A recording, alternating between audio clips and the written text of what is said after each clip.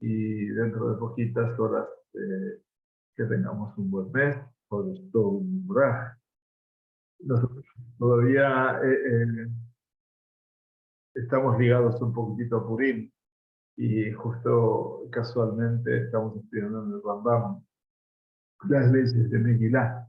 Hemos comenzado la semana pasada con el primer capítulo y lo hemos terminado, Baruch Hashem. Hoy no vamos a terminar con el segundo capítulo porque es un poco extenso, pero habla el segundo capítulo sobre las leyes relativas a la lectura de la Megilá y las mitzvot de Purim. Tenemos aquí 18 alajot extensas, obviamente, que hacen obviamente alusión a todo lo que representa este final del libro de Shemini. Tenemos dos capítulos dedicados a Megilá, a Purim, y dos capítulos dedicados a Hanukkah. De una u otra manera, es una suerte de realización realmente íntima de todo lo que ya hemos aprendido, gracias a Dios, de Hanukkah en su momento y de Purim ahora en estos días. Pero bueno, siempre es bueno sobre la base de lo que uno puede estudiar, volver a refrescar un poco más los contenidos. Muy bien, entonces vamos a compartir la, el texto de lo que es el segundo capítulo. Ustedes ven, estamos en Megilá de Hanukkah. Muy bien, nos dice el Rambam, entonces, en la primera alajá, donde las primeras 7 alajot, si nos hablan sobre la lectura de la Megilá. Y esto es muy importante, a pesar de que uno piense que la lectura de la Megilá, bueno, uno ya tiene la figura, que hay una persona, en este caso el rey Yosef, en nuestra Keilah, que lee la Megilá muy bien, y todo el mundo la sigue desde un texto escrito, o quien tiene una Megilá, por supuesto, también. O sea, nos dice Rambam, con esa Megilá le mafrea lo yatsa. Cuando una persona lee la Megilá en una secuencia incorrecta, el mafrea es no sigue el orden de la Megilá. Empieza el capítulo 1, después va para el 3, vuelve para el 2, pasa al 5, vuelve al 6 y pasa al 4. Eso es leer de mafrea. Esa persona no cumple con su obligación. קרא ושכח פסוק אחד, וקרא פסוק השני לא, וחזר וקרא פסוק שכח, וחזר וקרא פסוק שלישי, לא יעשה. Lo mismo pasa, dice Rambam, si una persona estaba leyendo, olvidó de leer un versículo y se salteó un versículo y pasó al versículo siguiente. Y entonces se dio cuenta y volvió y leyó el versículo que olvidó y luego leyó un tercer versículo. Esa persona tampoco cumple con su obligación. Si bien uno podría entender que quiere completar la lectura, así es también una lectura de la Megilá en una secuencia incorrecta. ¿Por qué? Dice Rambam, porque leyó un versículo en una secuencia incorrecta. Entonces, ¿qué hace? ¿Cómo hace la persona que en este caso olvidó un versículo? ¿Qué debería hacer en su lugar? Debe comenzar desde el segundo versículo, el versículo que olvidó, y continuar leyendo la Megilá en el orden correcto. Si olvidé eventualmente un versículo o no presté atención si lo leí, en ese caso tengo que volver al versículo que olvidé y eventualmente allí voy a comenzar nuevamente a la lectura o seguiré con la lectura eventualmente que me estoy proponiendo hacer. ¿Bien? Entonces, la primera alajá que maneja el Rambam aquí es la persona que leyó Lema Frea, una persona que lee la Megilá en una secuencia incorrecta. Tiene un orden, tiene una secuencia determinada y así hay que leer. Nos dice el Rambam en la segunda alajá. Todas son situaciones hipotéticas, pero que bien se pueden dar. Matzah tzibur shekareu cheseah. Dice, si una se encuentra con una congregación que ya ha leído la mitad de la Megilá llegó tarde, vamos a suponer. Esa persona, lo yomar, no debe decir, leeré la última mitad junto con esta congregación y luego regresaré y leeré la primera. Entonces, voy a seguir leyendo con la gente y después leo la primera. ¿No? Esto es licro de mafrea.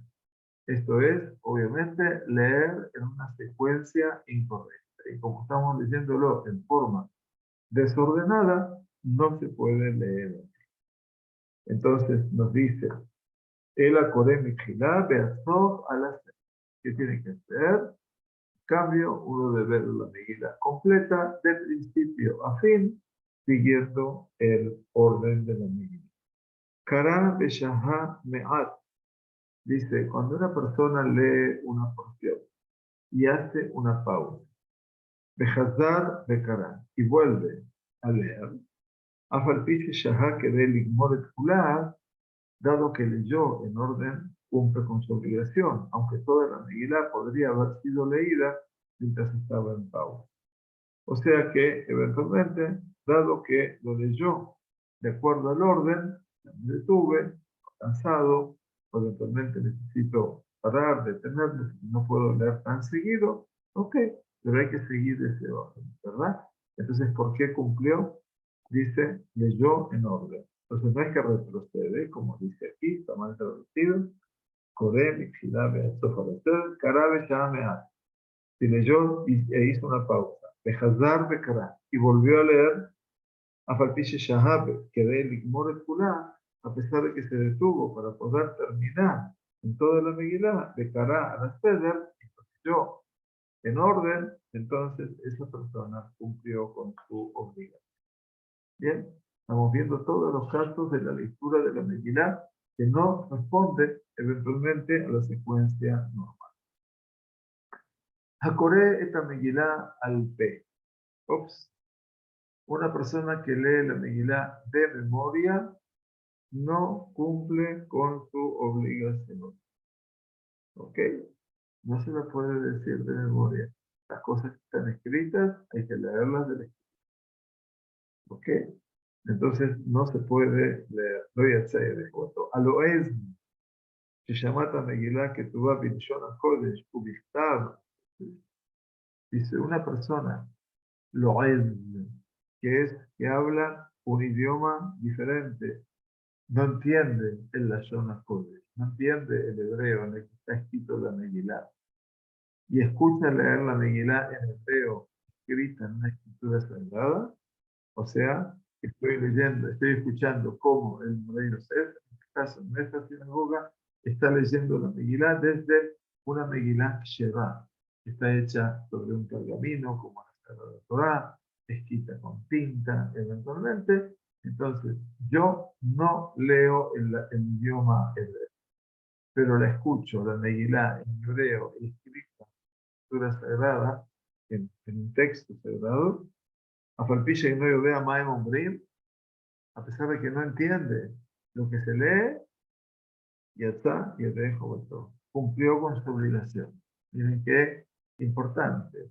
O sea, es cierto que si uno no tiene cómo seguir la Megilá y la escucha atentamente, está bien, no entiende, pero en última instancia hay algo, hay alguien dentro de sí que sí entiende, como dicen los Jajamim, que es el alma de la persona, que entiende. Obviamente hay cosas que no pasan por la razón, nada. Y esto es para nosotros muy trascendente. Afaltisha y no yodea men mufri y está de jovato. Dejen y maitá que tu va yevanit shema'a. Dice de manera similar. Atención a lo que dice el Rambam. Dice, si estaba escrita en griego, y si la escuchó, una persona que la escucha, incluso quien habla hebreo, Afaltisha y no makir, Rafilu, Ayashumea Ibri, esa persona, obviamente, cumple con sus obligaciones, pero no entiende lo que se lee.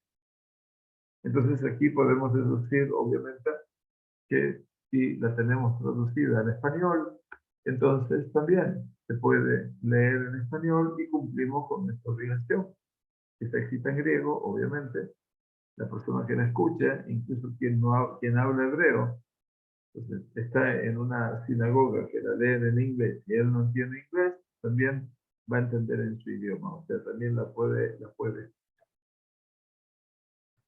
Sin embargo, dice la halajá número 4, está que tu targum o beleshon ajedet mileshonot al-goim, dice, sin embargo, si fue escrito en arameo o en otro idioma de origen gentil, ya estamos hablando aquí de una persona que, en este caso estamos hablando del español, del inglés, lo que fuera, quien escuche esta lectura cumple con su obligación, no cumple.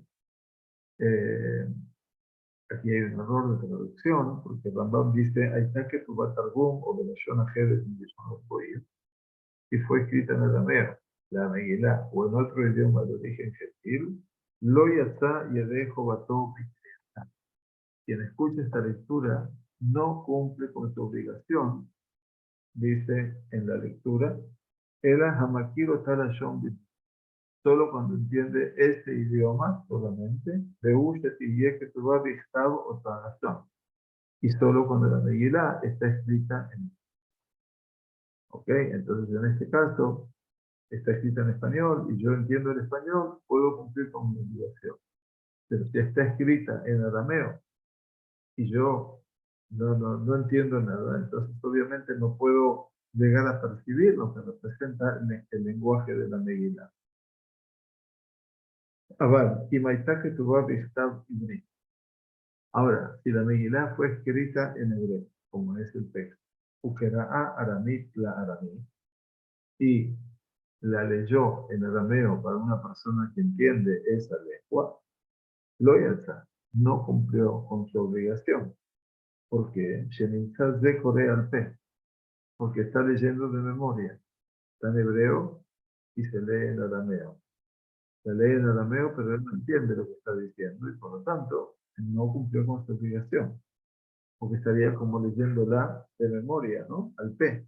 De que va a decir, lo yalza, Corea, de Jehová, lo yalza, Shomen.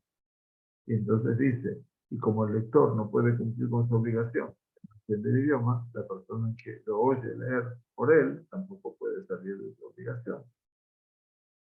Entonces, lo más curioso y lo más interesante de todo esto es cómo el Rambam nos muestra, ¿no es cierto?, distintas opciones de cómo estaban las Megilot escritas en diferentes idiomas, ¿no es cierto? Eh, o sea, como si estuviera en diferentes idiomas, o como estaría en diferentes. Dice la halajá número 5, para nuestra buena sorpresa. Acoreta Megilá velo Kavaná Loyat. Ahora dejemos la parte idiomática. Nosotros sabemos que podemos seguir la Megilá en el idioma que comprendemos y de esa manera cumplimos con nuestra obligación. Pero Acoreta Megilá velo Kavaná Loyat. Una persona que estaba leyendo la Megilá sin la intención deseada no cumple con su obligación. Pregunta Rambam, ¿qué significa esto? ¿Qué tiene de implícito? Allá Kotba o Dorsha o Magiha. Esa persona estaba escribiendo una medida, o bien notando algunas explicaciones, o estaba revisando la medida. Vamos a suponer que es un sofer. Está leyendo la medida sin la intención deseada. O sea que lo está haciendo para qué? Ya sea para copiar la Megilá o escribiendo una Megilá, explicándola o bien revisándola. Si la persona tenía la intención de cumplir con su obligación con esta lectura, entonces ya está.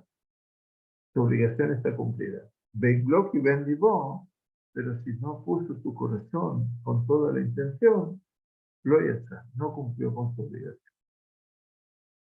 Karabeú mitanamnem, si uno lee mientras se adormece, oír benonirdam besheiná, cumple con su obligación, ya que no está profundamente dormido.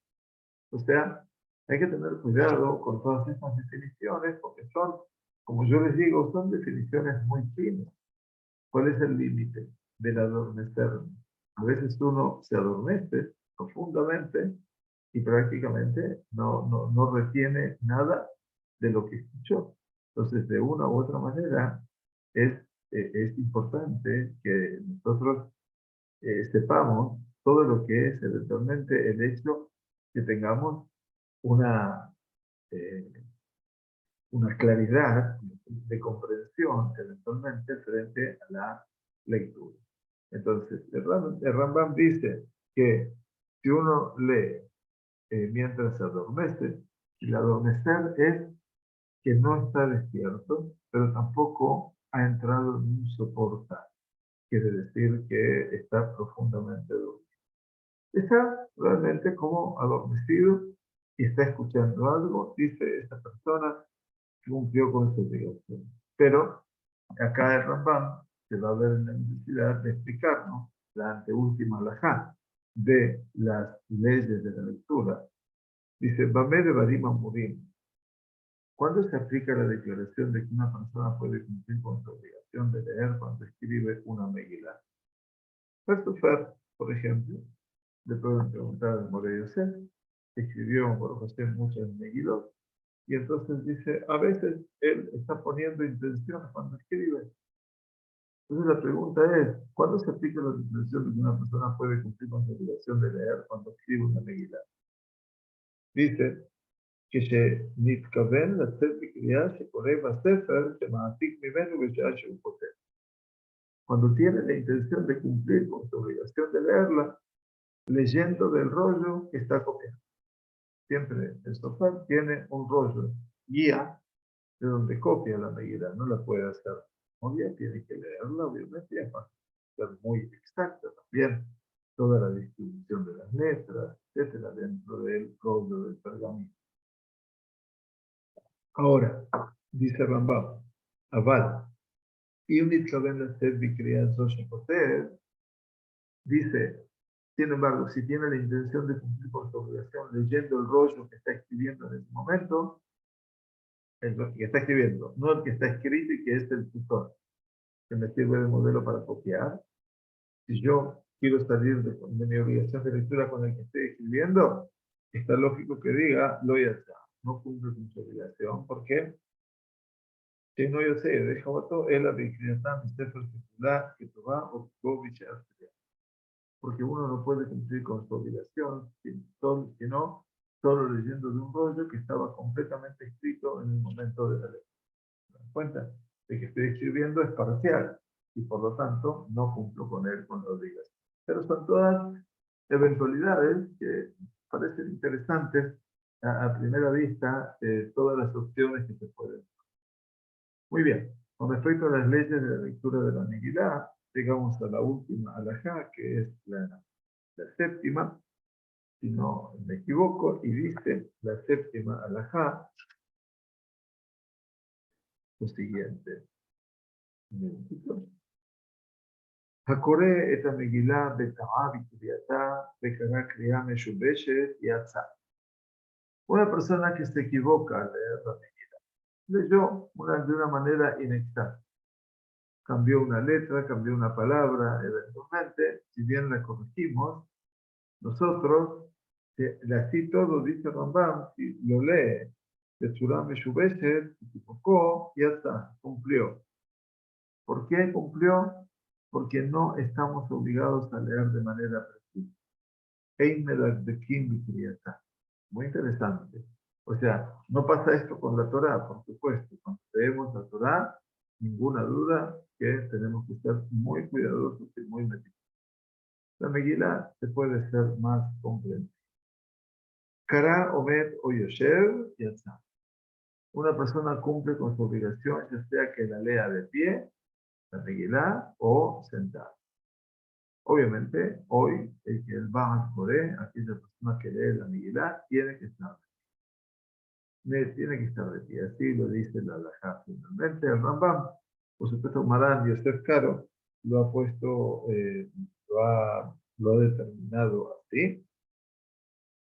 Y en última instancia, lo va a decir. En principio, la continuación de la halajá, avaló y grave sigur yoshev lejatjila mipnei kevod hatzit. Esto se aplica incluso cuando se lee para una congregación. Sin embargo, al principio, con respecto a la congregación, uno no debe leer para la congregación mientras está sentado. O sea, todos nosotros podemos sentarnos, pero el Baal Coré tiene que estar parado. Y esto también es muy importante. Ahora, Keraúa Shanai. La leyeron la Megilá entre dos. Afilu Astará que Ejat. Incluso 10 leyeron la Megilá como si fuera uno. Cada uno leyó un capítulo. ¿Sí? Al unísono. O 10 personas leen la Megilá. Acá dice al unísono. ¿No? A ver. Keraúa Shanai, Afilu Astará que Ejat. A los 10 como. Y a Coreim Beshomeim Mima Coreim. Tanto los lectores como los que escuchaban a los lectores cumplen con su función.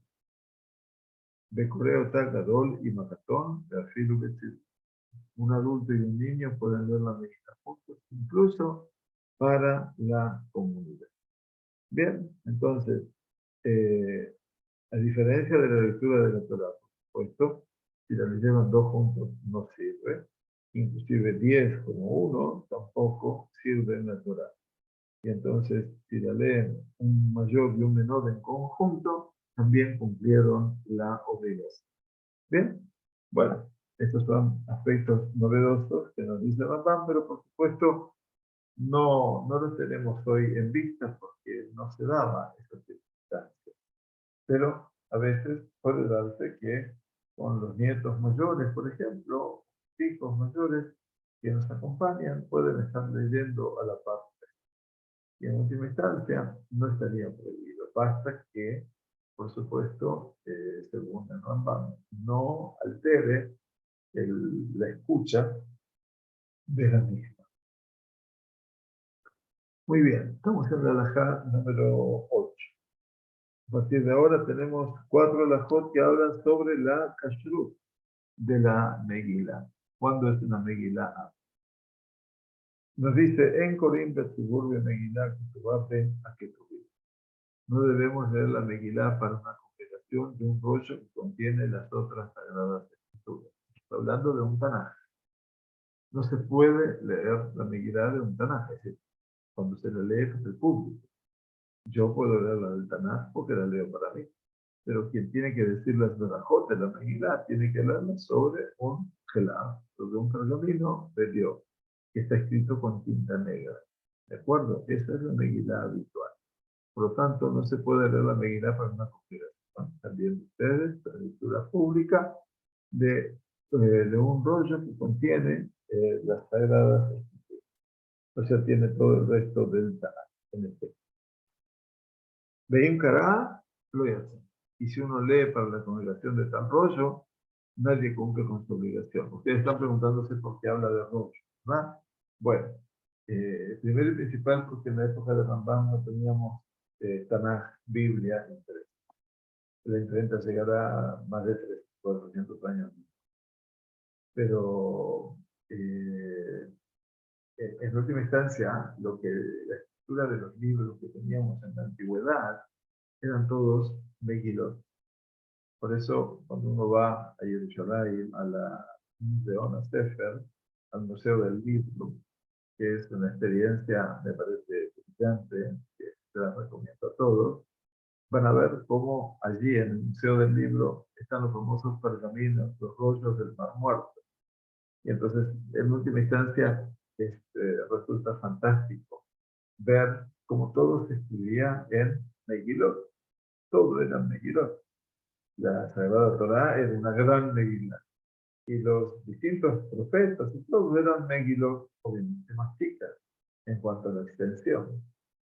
Y por supuesto que todo eso era esto que está hablando Rambam, ¿no? Si uno lee para la congregación de desarrollo, no se cumple con la obligación. Eden Kenaitai será al Sheara y Eliot o Haserá. Dice, a menos que las porciones del pergamino en las que está escrito sean más grandes o más pequeñas, que las del resto del rollo para que sea distinta. Entonces aquí se busca, obviamente, que sea diferente. Entonces, Yeterá al Sheara Yeriot o Haserá. Quiere decir que, eventualmente, lo que está diciendo el Rambam, a menos que las porciones del pergamino en las que está escrito sean más grandes o más pequeñas que las del resto del rollo. Sean más grandes o más pequeñas o faltantes. Pueden ser más largas o más cortas, más que los restantes de pergamino que está escrita, para que obviamente estamos marcando una diferencia. Que de la Heker, ¿no es cierto? Que de esa manera, obviamente, para que haya distinción. Ahora, Abal Yahid Koreba, un individuo que lee por sí mismo, por el contrario, puede leer de dicho rollo, incluso si la parte que contiene la Megilá no es más grande o más pequeña que el resto del rollo, y así con la obligación. Una cosa es, para que ustedes me entiendan, la lectura para el Cajal, para la comunidad, y otra cosa tiene que ver la lectura individual. Yo individualmente puedo utilizar esos pequeños rollos o directamente de mi Tanaj o de un libro impreso. No hay ningún problema. Hoy tenemos muchísimo material.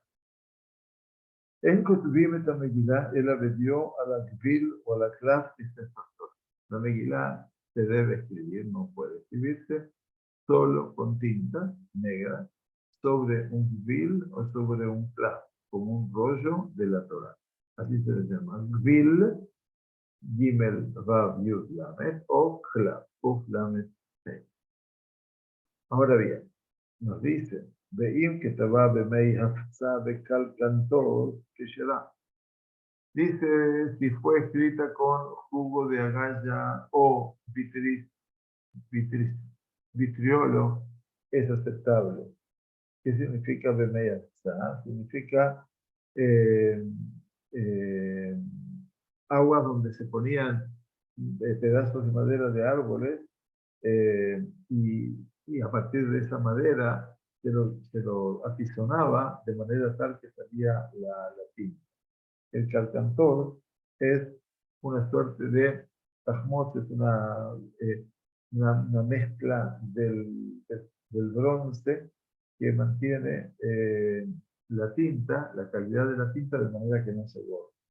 O sea que todo esto era tipos de coloración de tinta, para que lo entiendan, ¿no? Si fue escrito con este tipo de coloraciones, pero es aceptable. Pero dice, que te va a viciar mi sibonim, pero si escribió con otros elementos sibonim de color o colorante, eventualmente allí no sirve la medida. Por lo tanto, si ustedes se preguntan, eventualmente había determinados, como dice aquí, que se llamaba la primera, Afsa, Mei Afsa y Calcantos.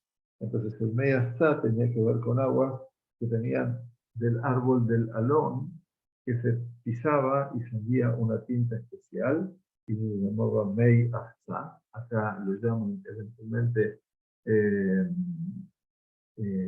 con jugo de agalla o vitriolo, o de la calcantos, eventualmente, es aceptable. Estaba dice Artibonim, pero si la escribió con los instantes colorantes, no cumplió. Utilizar Sirtut Torah Atma. También debe estar escrito en pergamino rayado como un rollo de la Torah. El pergamino de la Torah, el rollo del pueblo de la Torah, cuando ustedes lo ven de cerca, se van a dar cuenta que está desfrutando. Tiene como líneas que se han hecho no con lápiz, por supuesto, sino con un hierro, eventualmente, con un punzón de hierro. Y entonces de esa manera queda marcado el pergamino. Y también ayuda a tener la referencia para poder escribir correctamente la Torah, si no, se nos va a perder el equilibrio en la escritura de uno y de otro. Por eso, el Rambam dice que si virtud, la Torah, Rambam dice que necesita de un pergamino que esté mesturtat. Mesturtat es como dibujado, pero es rayado como un rollo de la Torah. Sin embargo, no es necesario procesar el pergamino con la intención de que se use para la mitzvah. Abodá quiere decir Aibut, que se ha trabajado el pergamino como debe trabajado el rollo de la Torah. Entonces nos dice, y ahí está que tu bala ni aru a la o, no va, o que te va, goy, o min, pesula. Si fue escrita en la Megilá, si fue escrita en papel o en una piel de animal que no fue procesado, quiere decir que no fue trabajado la piel del animal, o si fue escrito por un gentil o por un incrédito, no es un incrédulo, un mir es un kofer. Kofer, claro, pusieron incrédulo porque es una persona que no tiene fe en Dios. Es el kofer que se le deje, entonces si ellos escribieron todo esto, no es aceptado. Y estos son los alajot que tienen que ver fundamentalmente, dijimos, con las kashrut de la Megilá. Dos alajot más para mostrarnos el kashrut de la Megilá. Y nos dice, las siguientes reglas se aplican cuando las letras de la Megilá están borradas o rasgadas. Si tenemos, yo tengo mi Megilá, letras que están de sus kashrut o mekoraot, están borradas, no sé si rasgadas, pero que no, si cambiaron algo de coloración, tienen más de 40 años. Imrishuman de cara, si se puede discernir un rastro de las letras, afilo ayu rubá, que se da, inclusive si dan la mayor parte de las letras, el rollo es aceptable, incluso si la mayoría de las letras se han borrado quiere decir, se han salido un poquitito de su coloración en negra, pero todavía se lee la letra. ¿Sí? El Beimer Bishumanikar dice, pero si no se percibe ningún rastro de las letras, dice, Imayan Rubam Shalem será, si el rollo no es aceptable si la mayoría de sus letras están intactas. O sea, se perdió la coloración, pero las letras se las ve. Dice, y si no, Beimlav es Sulá, pero si no, no es aceptable. Y Schmidt va a hacer otiot o pesukim, se la dan a Corea al P y está. ¿Qué pasa si el sofer, el escriba, deja fuera ciertas letras o versículos de la Megilá? Desde ya la tarea no está pronta, pero bueno, me encontré con esa Megilá, que le faltan algunos versículos, algunas palabras. Y el lector las lee de memoria, esos versículos, se la acuerda, en ese caso cumplió con su obligación. Interesante, ¿no? Pero hay que saber comprar una Megilá bien, verdad que esa Megilá está en condiciones de estar leída. Muy bien, la última alajá de esta parte de la kashrut de la Megilá. Dice la Megilá, Sejat Firá, Atziyukol Orotea Megilá. Una Megilá debe coserse, es decir, todos los pergaminos en los que está escrito deben unirse como un solo rollo. Acuérdense que se escribían pergaminos, después hay que unirlos. Lo mismo que la Torá. Y debe coserse solo con tendones de animales, así como se hace también la Torá. Begivin, como es el Torá. Como se hace con rollo de la Torá. Si está cosido con otro hilo, es inaceptable. Prestemos atención, ¿no? Todo es el uso del animal también, ¿no? O sea, no se puede evitar. Sin embargo, no es necesario coser todo el largo del pergamino con tendones como se cose un rollo de la Torá. Mientras uno cosa 3 puntadas en un extremo del pergamino, claro, 3 puntadas en el medio y 3 puntadas en el otro extremo, es aceptable. Bien, eso es, obviamente, Shalosh Tefilot, es de acuerdo al Papa. ¿Sí? Para Rashi, son 3 muy pequeñas en el centro, y según el Ríos, Rabbi Yitzhak al-Pati, que es el otro que establece el alajá, son una superior, una inferior y una en el medio, eventualmente. Pero entonces dice, mientras uno cosa 3 puntadas en el extremo del pergamino, 3 puntadas en el medio, 3 puntadas en el otro extremo, se toma esta indulgencia porque se hace referencia a la Megilá como una higuera. Así se lo llama en la Megilá Asma, que es una higuera. Por lo tanto, es importante que sepamos que, bueno, cada cual tiene su forma específica para poder mencionar todo esto, pero no hay ninguna duda de que ustedes eh, van a darse cuenta que el Rambam tal vez es el que más ha demostrado, eh, el que más ha demostrado, quería mostrarles aquí el Rambam, lo que muestra, no sé si van a poder ver eventualmente, a ver, está, ¿dónde está? Acá. Bueno, se los voy a poner la semana que viene porque no se logra ver en el dibujo. Muy bien. Entonces, está escrita como una epístola y por lo tanto es importante que esté unida toda la... muy bien. La alhaja número 12 nos habla sobre las costumbres de la lectura. Betzareja Corel y Crota Sarah Beneamán de hacer el Binshima Ajal. Cuando llegamos a la lista de los 10 hijos de Amán, al final de la Megilá, casi al final, cuando se habla que se los colgaron, y la palabra que sigue de Acedet, la palabra Acedet de Neamán, o sea, dice Beet, y decimos todos los nombres de los hijos, etcétera, todo Acedet de Neamán, la palabra que sigue, dice, hay que decirlo de una sola vez, Beneshima Ahad, de una sola respiración, se puede decir, para mostrar a todo el pueblo que todos fueron colgados y asesinados juntos. Estas son reglas de la lectura. Minhag Kol Israel Shekoreta Meginah Koreu Poshet Vigiere. Es una costumbre judía universalmente aceptada que el lector de la Megilá que la va a leer, ustedes vieron que hizo el More Yosef en el Beta Knesset, sacó toda la Megilá de su rollo y la extendió como si fuera una epístola, como para demostrar el milagro.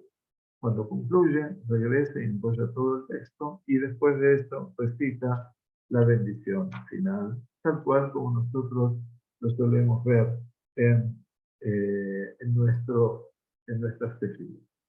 Muy bien, las próximas alajot de la 13 a la 17 nos hablan, obviamente, de las mitzvot de Purim.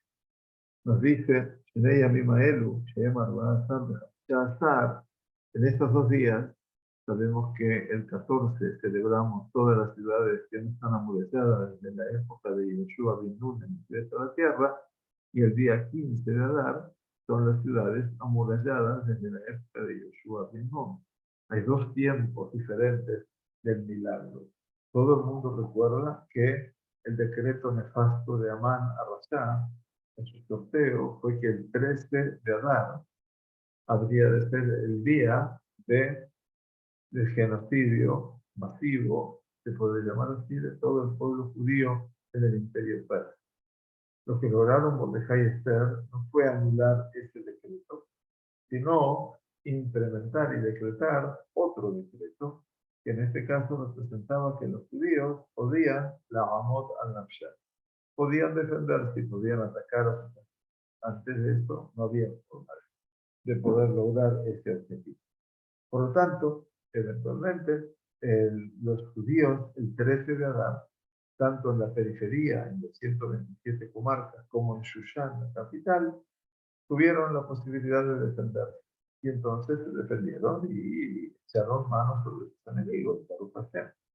Los judíos periféricos terminaron su tarea el día 14. Por eso decretaron que el día 14 de Adar, para ellos se transformó en un día festivo y de banquetes, y etc.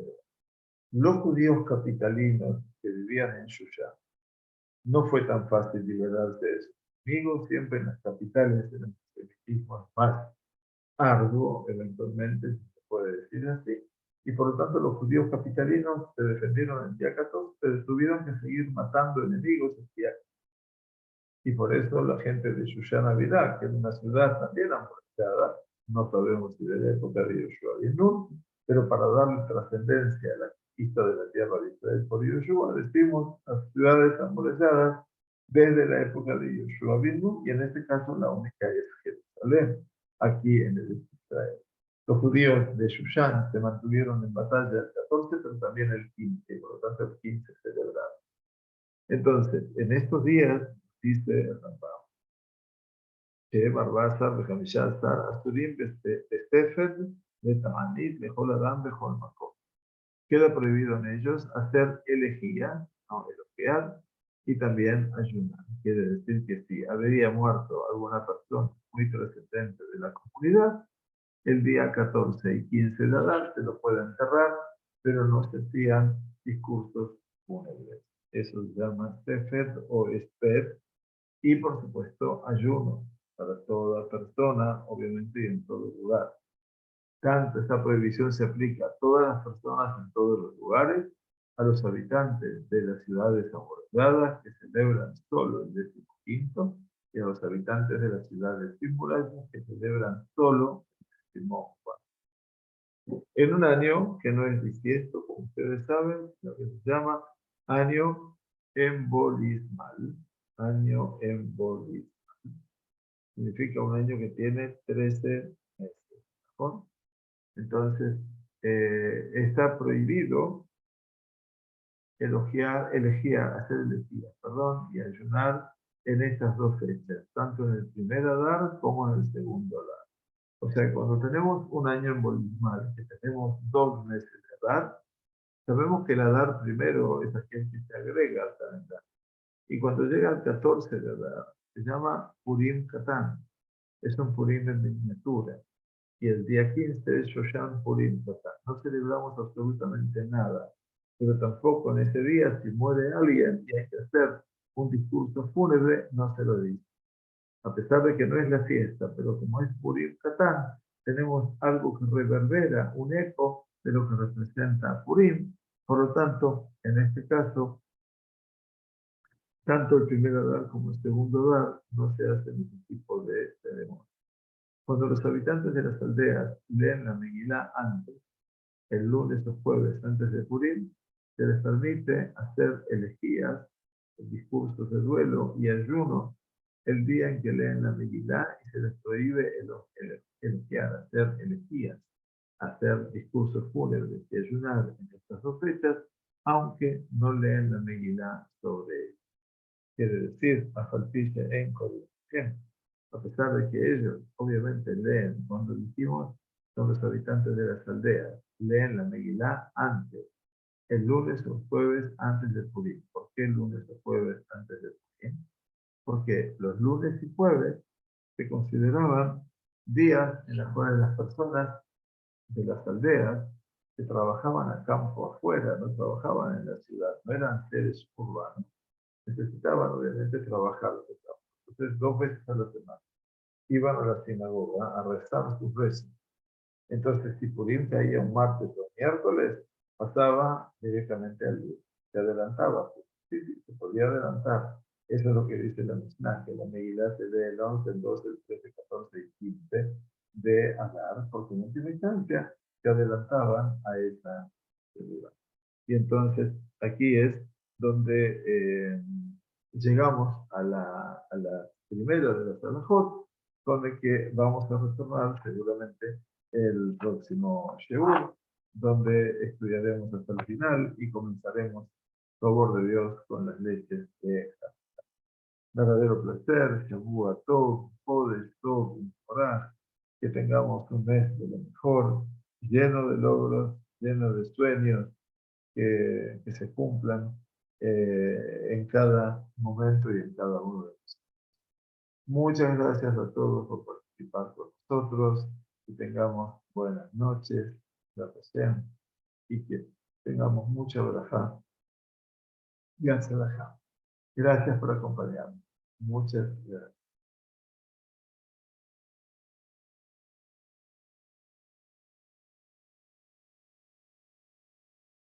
Muchas gracias a ustedes, quienes se dan el tiempo para poder participar.